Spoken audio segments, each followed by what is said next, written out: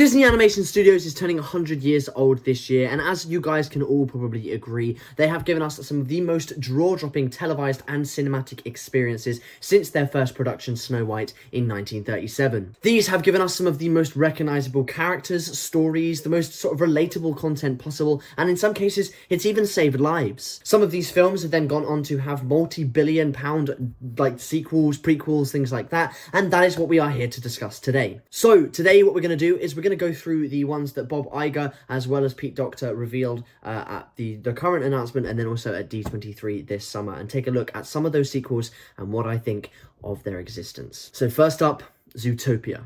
Now, Zootopia, or Zootropolis, is definitely one of the better Disney animated films, especially of the newer age. It might actually be one of the best Disney animated features, in my humble opinion. A fantastic, fun, spy detective thriller that deals with some really, harsh and hitting themes throughout. Themes of, drug trafficking, sexism, racism, and obviously segregation being the main themes of this fantastic film, and it deals with it in such a unique way. A fantastic world that is built with a great set of characters that come along with it. The Oscar-winning film had grossed over $1 billion when it reached the international box office in 2016, and this will be its first sequel. Myself, I watched the first one 4 times in the cinema alone, and have watched it countless times since. I genuinely think it is fantastic. And with the recent addition to the Zootopia Plus TV show, not quite a sequel, I think this will be a really valued sort of addition to the Disney animation roster. It's a very loved film. It's got a great audience behind it. I know it's very loved over in Asia. It's very popular over that area. And with the upcoming opening of the Shanghai Disneyland Zootopia Zootropolis area, I do think the popularity will soar. We'll see rides, shows, specific characters coming and being introduced, and I'm genuinely really excited to see what that is, and I'd love to visit Shanghai Disney at some point. It is definitely a world worth exploring. I think there's so many different stories to tell. Whether we see a story told from Judy and Nick, where they expand on their police storylines, not overly sure. Whether we'll see a little bit like Zootopia Plus in terms of exploring some of the smaller characters we've seen previously, or whether it be some newer characters. And obviously with the whole sort of controversy between the police and obviously making the police look so fantastic in this day and age, we will see exactly how Disney do deal with that. Obviously a bit of a sensitive topic at the moment, so it's going to be one that's open to opinions. I personally think this is going to be a good sequel. I think it's something that was just a matter of time, basically. It's not necessarily going to break millions and millions and millions. However, I do think it will be very popular, and I do think it is one that I don't really mind existing. I enjoy this. I enjoyed the first one. I just hope they do it justice, really. That's all I can ask. So now we are hopping over to Pixar. This one announced at D23 this summer. Okay, so a little bit of a while ago, but we may as well include it in this fantastic sequels video. If you are enjoying this video, please like and subscribe as well. It is free and it helps me out so much. And I'll remind you guys at the end of the video as well. But we do content like this all the time over on the channel. So go on, you know you want to. Pete Docter was just about to leave the stage at D23 after giving us updates on upcoming projects, Elio, Win or Lose, and then this summer's release of Elemental, when Amy Poehler's voice came over the tannoy. Amy, obviously being a very recognisable character and voice, obviously lending her voice to Joy from Inside Out. The two then went on to jokingly reveal secrets about the new film, some returning voice actors, things like that as well as an official release date in 2024. But the 2-time Oscar-nominated feature is getting its sequel confirmed by Pixar. Something strange, because Pixar has actually said previously they weren't doing any sequels for a long period of time, and we're actually going to go on to that in a little bit as well, because there's 2 on this list. So, not quite sure how to think of that. However, this one, Inside Out 2, is a slight mystery. It's kind of confusing. I personally don't mind that this one exists, because I quite like the first one. I think it's a fantastic film. Obviously very good with its emotions and things like that. Pun intended. But I don't get how it's going to work, because as much as obviously we can have an adaptation on the story, things like that, I've heard that there's going to be new emotions and some not returning. How does that work? It's great. Obviously, I'd love to see new characters. I'd love to see an exploration of the world of Inside Out. But I really don't know how this is going to work in the slightest. Both Riley's parents have 5 emotions. They're let's say the age of 40 for argument's sake. Riley, obviously the age of 14, 15. She's got different gendered emotions, but both have 5, okay? There's no other emotions that we see along the process. There is only the key 5, so anger, joy, disgust, fear, and sadness. Now, both of those have single-gendered emotions. Riley actually has double-gendered emotions, but again, notably only 5.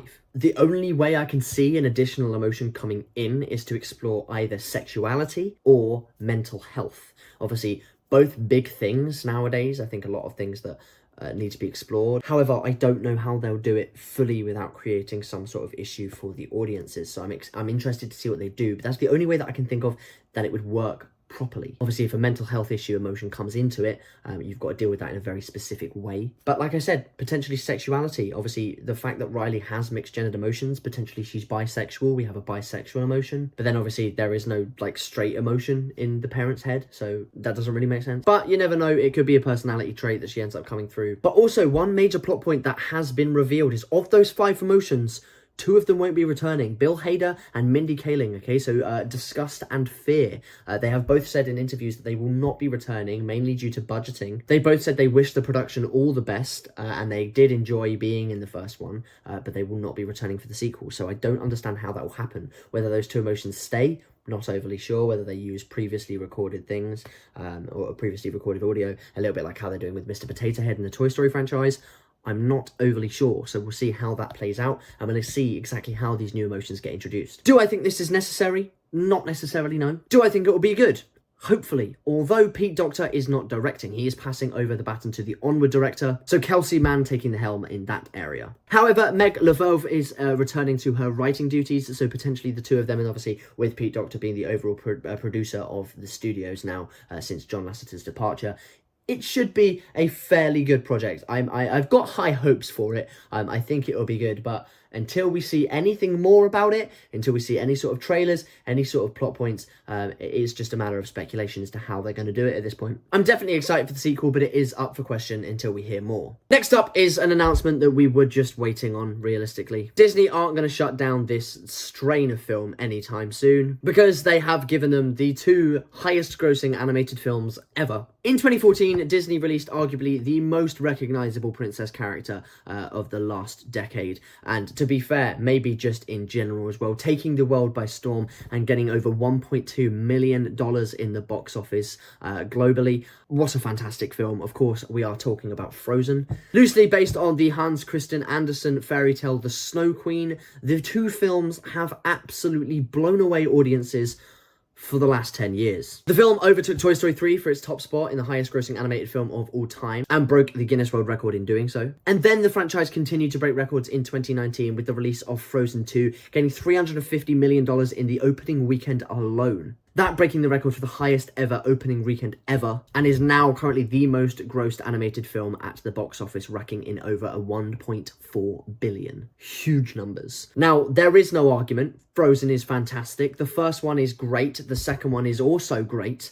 Personally, I think the first one has a better story, but the music in the second one is better. And then I do obviously enjoy the expansions of all the characters. But it took the world by storm, especially when it first opened. The effect it had on the audience of all ages, races, genders, everything. It was unprecedented. And to this day makes the Disney company so much money. The success of this film, the massive attention this series got, spiraled the Disney company into a massive business strategy where, of course, they love making the movies for their audiences, but the main part of it is the money. And that is exactly what the Frozen name provides. We have musical show adaptations, huge amount of merchandising, theme park attractions, characters, video games, Legos, toys. Not to mention the ever-expanding list of spin-off TV shows and short films that are coming out of the universe. We now have Olaf Frozen Adventures, Frozen Fever, all of the Lego spin-offs, Once Upon a Snowman. We then have more recently the Olaf Presents, which are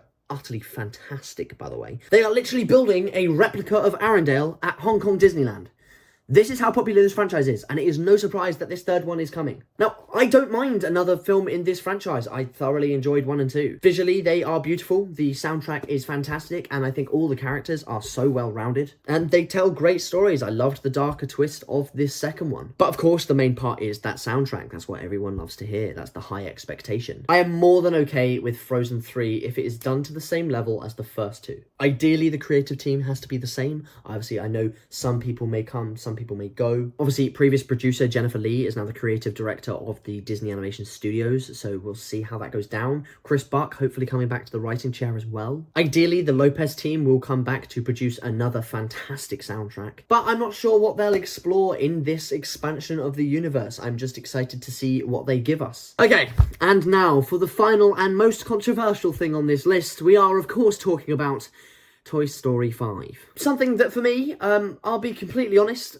I was angry to see the announcement of. I looked at this and I didn't think it was true. I said, surely not, Pixar, you have not done this. Not again. But nope, they are, again. Now, much like many other fans, I am not a huge fan of Toy Story 4. I've made this very vocal previously. If you know me, you know exactly what I'm talking about. But I will cover that at some point on this channel, potentially even waiting until this 5th one is released now to rank all of the Toy Story films. However, I genuinely have a personal issue with Toy Story 4. It was not needed in any way, shape or form. Toy Story is one of the best franchises to ever exist, and it's told each character's story so beautifully throughout each one of their films. And I will include Toy Story 4. Each including the life of toys that are going out and doing and facing things that toys wouldn't necessarily face, overcoming those issues, and unfortunately that changed with Toy Story 4. Now, before I say anything, Toy Story 4 I do think is a good film. It just was not needed, and it completely fucked up what Toy Story 3 had made.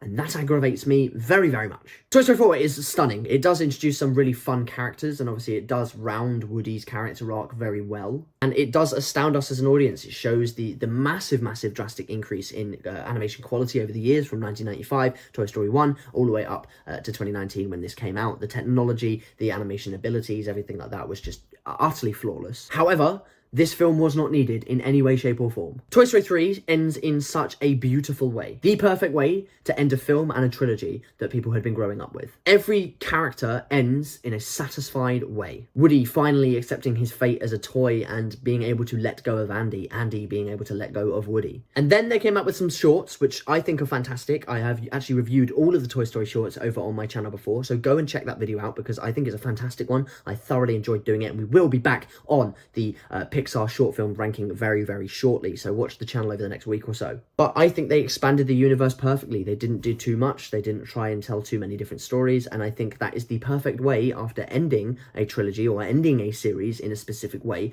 I think these sort of short films, just how Toy Story did, was a fantastic way and is the exact way to do it, especially as well with, like I've mentioned, and Cars on the Road, another one we've looked at as well on the channel. I think both of these were fantastic ways to expand without doing too much. Toy Story 3 was perfect, and Toy Story 4 completely ruined that. Knots were untied, annoying characters were introduced, and what could be considered perfection was completely tampered with. Yes, it's fun, yes, we have some cool fun characters and some cool fun scenes, but all of their previous connections that we had grown over the years had been completely cut. I have such a great connection to the gang. In fact, my favourite Pixar film is Toy Story 2. I love them. I love the fact they go out and they face things as a group, and they do the same thing again in Toy Story 3. They act as a group. Yet the entire screen time for the gang themselves was minimal in Toy Story 4. Jessie only had 7 minutes screen time in a nearly 2-hour film. That is compared to over an hour in Toy Story 2 and 3. Buzz himself only got a third of Woody's screen time. It's Buzz. Toy Story is Woody and Buzz. I mean, Bonnie's dad, for fuck's sake, got more screen time than half of the gang. All of the gang's screen time combined doesn't even equivalent anywhere near to the new characters put together. Ducky, Bunny, Forky, anyone like that, Duke Kaboom, like fucking Gabby. They all had more screen time than the toys we knew and loved from the first, second and third film. That is what Toy Story is for me. It was not needed, and I am so salty about it, and I do not know what they are going to do in this 5th film. It is not needed.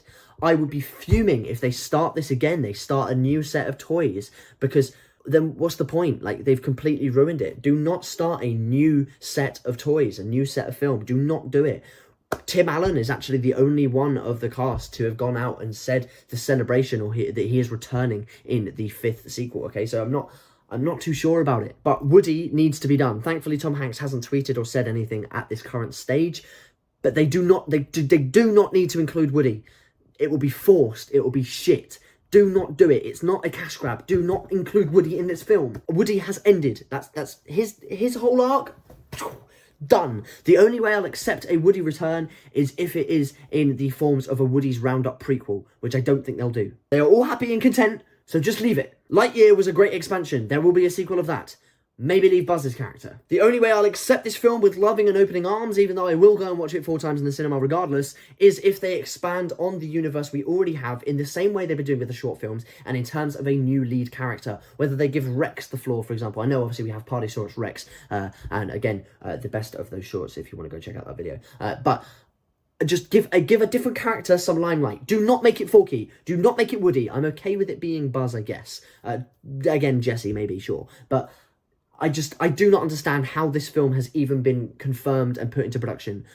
I would be fuming, especially if I was on the original animation team. They are just rinsing it, and it is a cash grab at this point. And I'm so sorry, Pixar, but this is an awful idea. But that is it, guys. That is obviously my opinion, so please let me know if you disagree, agree, whatever you guys are thinking of the fantastic set of new sequels that we'll be getting over the next couple years, okay? So potentially, in the next 5 years, we could be seeing 4 fantastic sequels to our beloved features that we have seen and we've grown up with loving, okay? So if you've enjoyed this video, please give it a like and subscribe. It's free and it helps me out so much, and you can unsubscribe at any time. But until next time, I will see you in the next video. Peace.